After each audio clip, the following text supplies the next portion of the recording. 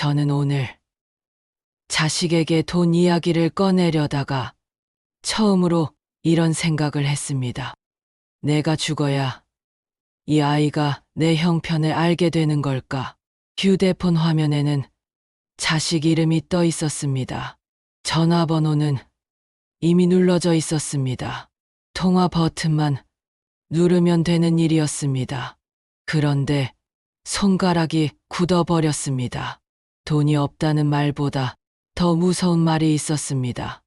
엄마가 이제 혼자 버티기 힘들다는 말, 아빠가 이제 예전처럼 괜찮지 않다는 말, 그 말을 꺼내는 순간 저는 부모가 아니라 짐이 될 것 같았습니다. 혹시라도 아이가 전화를 받자마자 바쁜 목소리로 왜? 라고 할까봐 겁이 났습니다. 혹시라도 제가 돈 이야기를 꺼내는 순간 아이의 숨소리가 차갑게 바뀔까봐 무서웠습니다. 저는 아직 아무 말도 하지 않았습니다. 그런데 제 마음은 이미 거절당한 사람처럼 무너지고 있었습니다. 엄마, 우리도 요즘 힘들어. 아빠, 그건 좀 갑작스럽잖아. 왜 미리 말 안 했어? 그런 말들이 실제로 들린 것도 아닌데 저는 이미 다 들어버린 것 같았습니다. 그래서 결국 저는 휴대폰을 내려놓았습니다. 그리고 혼자 중얼거렸습니다. 괜찮다. 나는 아직 괜찮다. 하지만 그 말은 거짓말이었습니다.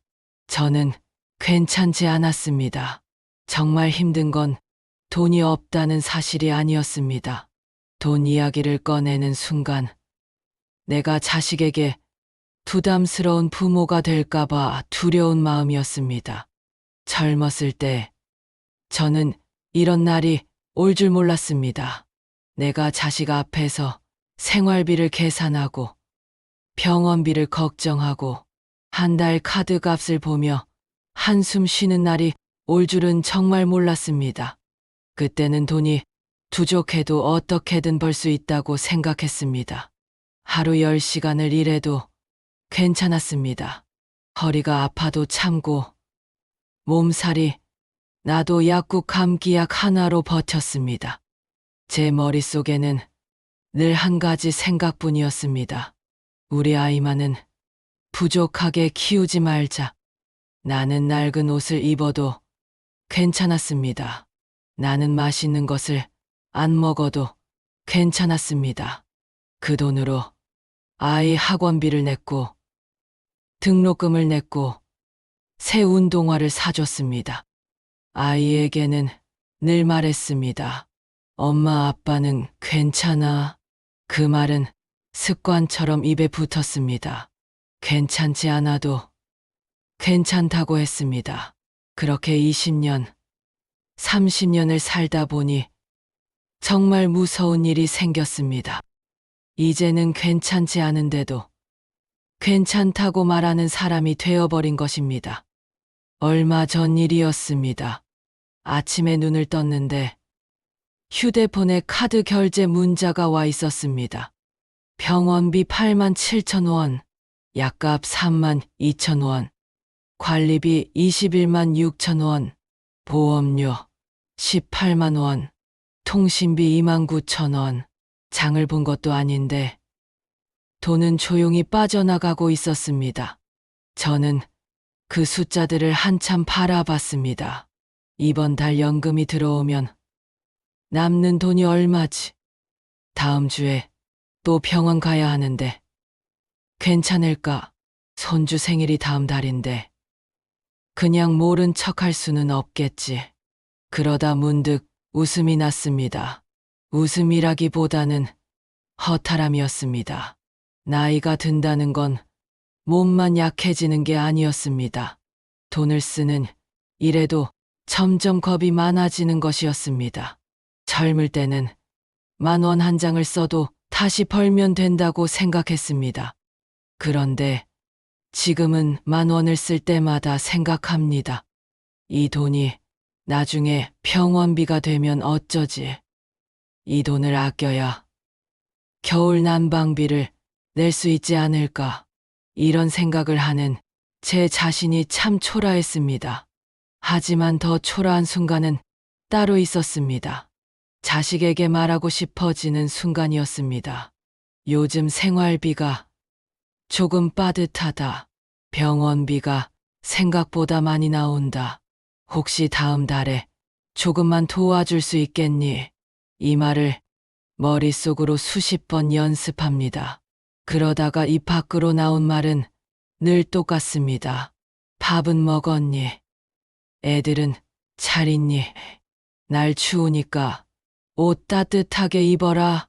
정작 하고 싶은 말은 한마디도 못하고 늘 자식 걱정만 하다가 전화를 끊습니다. 전화를 끊고 나면 더 외로워집니다. 왜냐하면 제가 또 거짓말을 했기 때문입니다. 저는 괜찮지 않은데 또 괜찮은 척을 했습니다. 그런데 그날 밤 제가 결국 아이에게 전화를 했는지 궁금하실 겁니다. 전화를 했습니다. 하지만 제가 꺼낸 말은 돈 이야기가 아니었습니다. 그날 제가 무슨 말을 했고 며칠 뒤 무슨 일이 벌어졌는지는 조금 뒤에 말씀드리겠습니다. 그 일이 제 생각을 완전히 바꿔놓았습니다. 제가 처음으로 돈 이야기를 꺼내야겠다고 마음먹은 건 작년 겨울이었습니다. 그날은 유난히 추웠습니다. 보일러 온도를 22도로 올릴까 하다가 20도에서 멈췄습니다. 2도 차이가 뭐라고 그 앞에서 한참을 망설였습니다. 전기장판을 켜고 이불을 규겹 덮으면 되겠지 싶었습니다. 그런데 밤이 깊어지자 무릎이 시렸습니다. 손끝이 차가웠습니다. 잠이 오지 않았습니다. 그때 문득 이런 생각이 들었습니다. 내가 지금 누구를 위해 이렇게 아끼고 내 몸이 이렇게 추운데 나는 왜 아직도 나를 가장 마지막 순서에 두고 있지? 그 생각이 들자 갑자기 마음이 서러워졌습니다. 저는 평생 가족을 먼저 생각했습니다. 밥을 먹을 때도 좋은 반찬은 자식 앞에 밀어줬습니다. 고기를 구워도 익은 것부터 아이 접시에 올렸습니다. 그런데 나이가 들고 나서도 저는 여전히 나를 맨 끝에 놓고 있었습니다. 난방비도 아끼고 병원도 미루고 먹고 싶은 것도 참으면서 말입니다. 그날 밤 저는 휴대폰을 들었습니다. 아이에게 말하려고 했습니다. 엄마가 요즘 조금 힘들다. 그런데 통화 목록을 보고 멈췄습니다. 아이 이름 옆에 마지막 통화 시간이 적혀 있었습니다.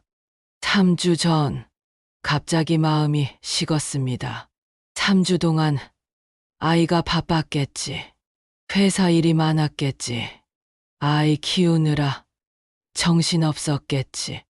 그렇게 스스로 아이를 변명해 주었습니다. 그러면서도 속마음은 조용히 말했습니다. 그래도 한 번쯤은 먼저 전화해 줄 수 있었잖아. 나는 내 목소리 한번 들으려고 이렇게 기다리는데 그 말은 차마 입 밖으로 나오지 않았습니다. 그래도 저는 전화를 걸었습니다. 신호음이 3번 울리고 아이가 받았습니다. 응, 엄마. 그 목소리를 듣자마자 준비했던 말이 모두 사라졌습니다. 제 입에서 나온 첫 마디는 이것이었습니다. 밥 먹었어? 아이는 요즘 일이 많고 몸이 피곤하다고 했습니다. 저는 또 마음이 약해졌습니다. 아이가 힘들다는데 내가 어떻게 돈 이야기를 꺼내나. 통화는 7분 정도 이어졌습니다. 아이가 말했습니다. 엄마, 나 이제 들어가 봐야 해. 저는 얼른 말했습니다. 그래. 바쁘면 끊어. 그리고 마지막에 또 그 말을 했습니다. 엄마는 괜찮아. 전화를 끊고 나서 저는 한참 휴대폰 화면을 바라봤습니다. 제가 방금 무슨 짓을 했는지 알 것 같았습니다. 저는 또 제 마음을 숨겼습니다. 그런데 이번에는 이상하게 화가 났습니다. 아이에게 화가 난 게 아니었습니다. 저 자신에게 화가 났습니다. 왜 또 말 못했을까? 왜 또 괜찮다고 했을까? 도대체 언제까지 이렇게 혼자 버틸 생각일까? 그날 밤 저는 잠을 거의 자지 못했습니다. 새벽 2시가 넘어서 부엌으로 나갔습니다. 물 한 컵을 마시고 식탁에 앉았습니다. 그리고 처음으로 종이 한 장을 꺼냈습니다. 제 한 달 생활비를 적기 시작했습니다. 연금, 관리비, 전기세, 가스비, 보험료, 통신비, 병원비, 약값, 식비, 경조사비, 손주 용돈 하나씩 적어 내려가는데 손이 떨렸습니다. 숫자로 보니 현실이 더 선명했습니다. 저는 그동안 막연히 힘들다고만 생각했습니다. 그런데 적어보니 왜 힘든지 보였습니다. 먹는 것을 조금 아껴도 병원비와 관리비는 사라지지 않았습니다. 그때 처음 깨달았습니다. 내가 돈 이야기를 못한 이유는 자존심 때문만이 아니었구나. 나 자신도 내 상황을 정확히 보고 싶지 않았던 것이구나. 내가 얼마나 빠듯한지 숫자로 보는 게 무서워서 피했던 것이구나. 그런데 문제는 그 다음이었습니다. 숫자를 적는 것까지는 할 수 있었습니다.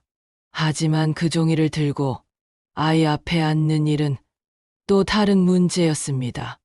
며칠 뒤 작은 사건이 생겼습니다. 아이가 갑자기 집에 온다고 연락했습니다. 엄마, 주말에 잠깐 들를게. 순간 저는 기뻤습니다. 그리고 동시에 겁이 났습니다. 이번에는 말해야 할까? 아니면 그냥 밥이나 해먹이고 보낼까? 저는 시장에 갔습니다. 장바구니에 고기와 채소를 담았습니다.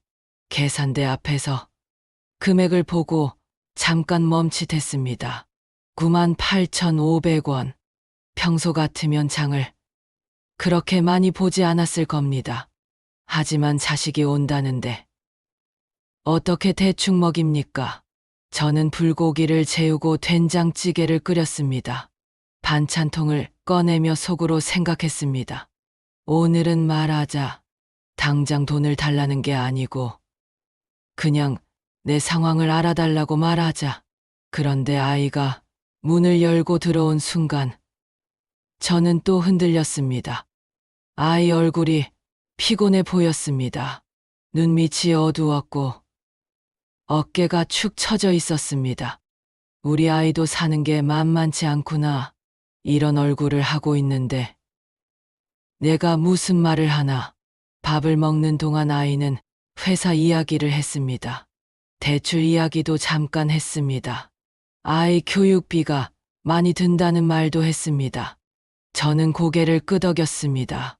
그래. 요즘 다 힘들지. 그리고 제 마음속에서는 문이 하나씩 닫혔습니다. 돈 이야기를 꺼낼 문도, 서운함을 말할 문도, 도움을 요청할 문도 닫혔습니다. 식사가 끝나고 아이가 설거지를 하겠다고 했습니다. 저는 말렸습니다. 나도 엄마가 할게. 아이는 말했습니다. 엄마도 힘든데 내가 할게. 그 말을 듣는 순간 눈물이 날 뻔했습니다. 엄마도 힘든데 그 한마디가 왜 그렇게 크게 들렸는지 모르겠습니다. 저는 속으로 말했습니다. 그래. 엄마도 힘들다. 정말 힘들다. 그런데 엄마는 그 말을 못하겠다. 설거지 물소리가 부엌에 가득했습니다. 저는 아이의 뒷모습을 보며 생각했습니다. 오늘 말하지 않으면 또 몇 달을 못 말하겠구나. 그래서 조용히 말했습니다. 나중에 시간 되면 엄마랑 돈 얘기 좀 하자. 그 순간 부엌 뒤 조용해졌습니다. 아이는 뒤돌아보지 않고 말했습니다. 무슨 돈 얘기? 제 가슴이 쿵 내려앉았습니다. 저는 얼른 웃으며 말했습니다. 아니, 그냥 엄마도 나이가 드니까 생활비를 좀 정리해 보려고. 아이는 그제야 뒤돌아봤습니다. 돈 필요해? 이 말 한마디에 저는 이상하게 마음이 다쳤습니다. 아이는 나쁜 뜻으로 한 말이 아니었을 겁니다. 하지만 저는 그 말이 이렇게 들렸습니다. 엄마, 결국 돈 달라는 거야? 제 마음은 순식간에 작아졌습니다. 그래서 또 말했습니다. 아니야. 필요한 건 아니고 거짓말이었습니다. 필요했습니다. 돈도 필요했고, 대화도 필요했고, 이해도 필요했습니다. 하지만 저는 또 부정했습니다. 그런데 여기서 중요한 일이 일어났습니다. 아이가 제 얼굴을 한참 보더니 뜻밖의 말을 했습니다. 엄마, 아니긴 뭐가 아니야. 표정이 아닌데. 그 말을 듣는 순간 저는 더 이상 숨길 수 없었습니다. 이제부터 제가 처음으로 자식 앞에서 돈 이야기를 꺼냈던 순간을 말씀드리겠습니다. 그 순간은 제 인생에서 가장 부끄럽고 또 가장 다행스러운 순간이었습니다. 저는 식탁에 앉았습니다.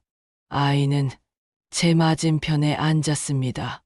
저는 서랍에서 접어둔 종이를 꺼냈습니다. 한 달 생활비를 적어둔 종이였습니다.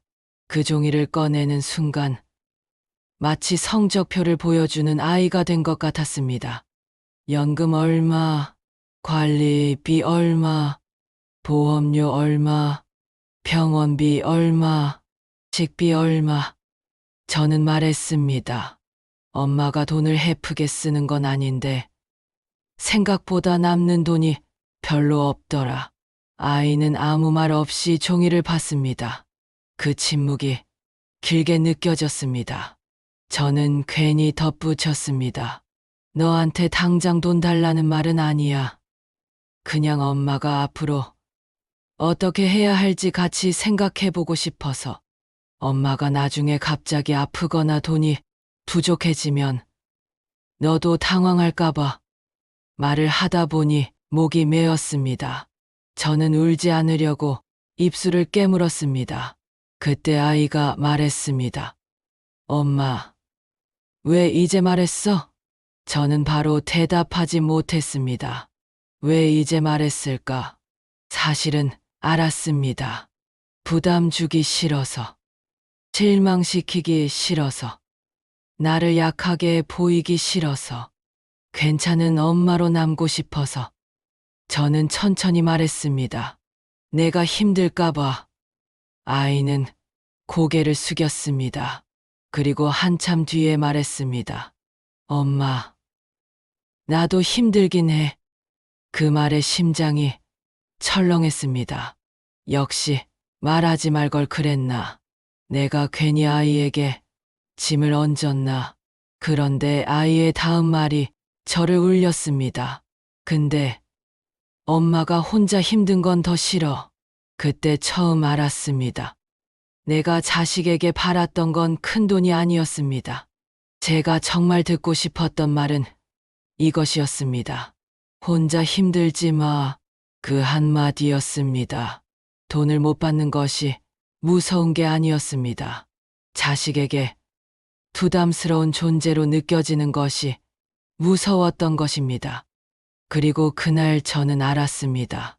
말하지 않으면 자식도 모른다는 것을. 부모가 괜찮다 고 말하면 자식은 정말 괜찮은 줄 압니다. 부모가 아무 문제 없다 고 말하면 자식은 정말 아무 문제 없는 줄 압니다.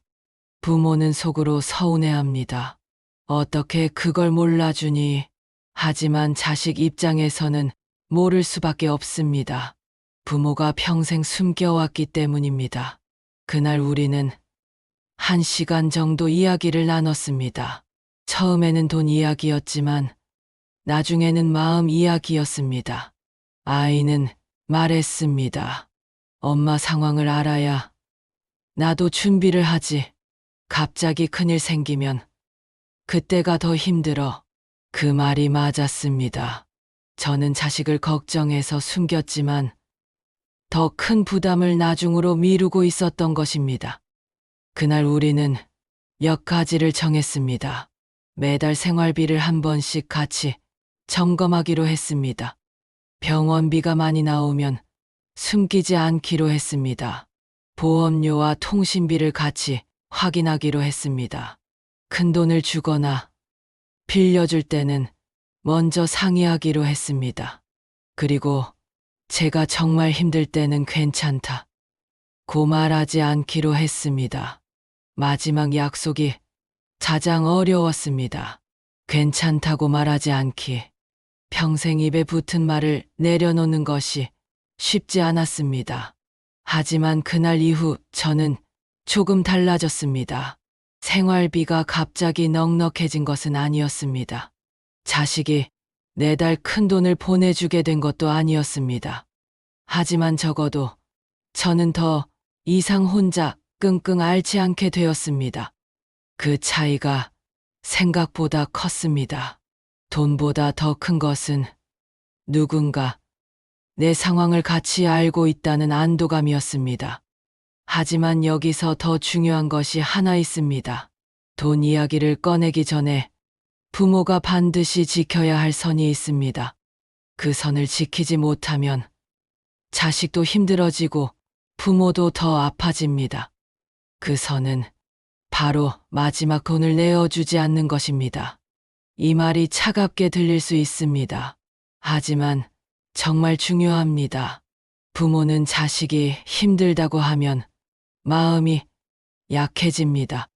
집을 산다고 하면 도와주고 싶습니다. 사업을 한다고 하면 보태주고 싶습니다. 손주 교육비가 부족하다고 하면 지갑을 열게 됩니다. 하지만 그 돈이 내 병원비가 되고 내 월세가 되고 내 약값이 될 돈이라면 이야기가 달라집니다. 부모가 자기 노후 생활비까지 꺼내주면 결국 나중에 더 큰 문제가 생깁니다. 그 돈을 다 내어준 뒤 부모가 무너지면 결국 자식은 더 큰 부담을 지게 됩니다. 그러니 부모가 자기 돈을 지키는 것은 이기적인 일이 아닙니다. 오히려 자식에게 더 큰 짐을 지우지 않기 위한 책임입니다. 저도 예전에는 이걸 몰랐습니다. 자식에게 주는 돈은 아깝지 않다고만 생각했습니다. 내가 조금 불편하면 된다고 생각했습니다. 하지만 나이가 들수록 깨닫습니다. 부모가 자기 생활을 지키지 못하면 가족 전체가 흔들립니다. 그래서 저는 이제 이렇게 말하려고 합니다. 나는 너를 사랑하지만 내 생활비까지 무너뜨리면서 도와줄 수는 없다. 내가 무너지면 결국 너에게 더 큰 부담이 되기 때문이다. 이 말은 냉정한 말이 아닙니다. 오래 사랑하기 위한 선입니다. 부모와 자식 사이에도 선이 필요합니다. 그 선은 남처럼 살자는 뜻이 아닙니다. 서로를 오래 지키자는 뜻입니다. 마지막으로 그날 아이가 집을 나서기 전 저에게 이런 말을 했습니다. 엄마, 다음부터는 혼자 계산하지 말고 나한테도 알려줘. 저는 그 말에 고개를 끄덕였습니다. 아이가 나간 뒤 현관문을 닫고 한참 서 있었습니다. 집은 다시 조용해졌습니다. 하지만 그날의 조용함은 예전과 달랐습니다. 예전의 조용함은 외로움이었습니다. 그날의 조용함은 안도감이었습니다. 문제가 다 해결된 것은 아니었습니다. 돈이 갑자기 많아진 것도 아니었습니다. 하지만 저는 처음으로 혼자가 아니라는 느낌을 받았습니다. 어쩌면 부모가 자식에게 정말 바라는 것은 큰 돈이 아닐지도 모릅니다. 내가 괜찮다고 말해도 한 번 더 물어봐 주는 것, 내가 늙어가는 것을 모른 척하지 않는 것, 필요할 때 같이 앉아 숫자 하나라도 들여다봐 주는 것, 그것만으로도 부모는 큰 위로를 받습니다. 자식에게 돈 이야기 못하는 부모의 진짜 속마음은 이렇습니다. 나는 너에게 짐이 되고 싶지 않다. 하지만 나도 가끔은 기대고 싶다. 괜찮다고 말했지만 사실은 괜찮지 않은 날도 많았다. 그래도 너를 사랑해서 나는 또 참았다. 이 마음을 자식들이 다 알아주면 좋겠지만 말하지 않으면 모를 수도 있습니다. 그러니 오늘 이 영상을 보고 계신다면 당장 큰 이야기를 하지 않아도 좋습니다. 종이 한 장을 꺼내보세요. 이번 달 들어온 돈을 적어보세요. 이번 달 나간 돈을 적어보세요. 병원비, 약값, 관리비, 보험료, 식비를 적어보세요. 그리고 마지막에 내 마음도 적어보세요. 내가 정말 걱정하는 것이 돈인지, 외로움인지, 자식에게 미안한 마음인지, 혹은 관심받고 싶은 마음인지, 그걸 먼저 알아야 합니다. 그래야 자식에게도 차분히 말할 수 있습니다. 돈 이야기는 부끄러운 이야기가 아닙니다. 가족이 서로 무너지지 않기 위해 미리 나누는 이야기입니다. 부모가 돈 이야기를 꺼내는 것은 사랑이 식어서가 아닙니다. 오히려 가족을 오래 지키고 싶어서입니다. 너무 늦기 전에, 너무 큰일이 생기기 전에, 너무 많이 서운해지기 전에 말해야 합니다. 나 요즘 조금 힘들다. 같이 한번 이야기해보자. 그 한마디가 시작입니다. 부모도 사람입니다. 부모도 두렵습니다. 부모도 위로가 필요합니다. 부모라는 이유로 평생 강한 척만 하지 않아도 됩니다.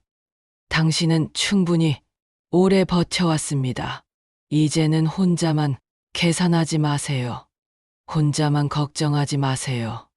혼자만 참지 마세요. 자식에게 돈 이야기를 한다는 건 부끄러운 일이 아닙니다. 내 삶을 지키고, 가족을 지키고, 서로를 더 늦기 전에 이해하려는 용기입니다.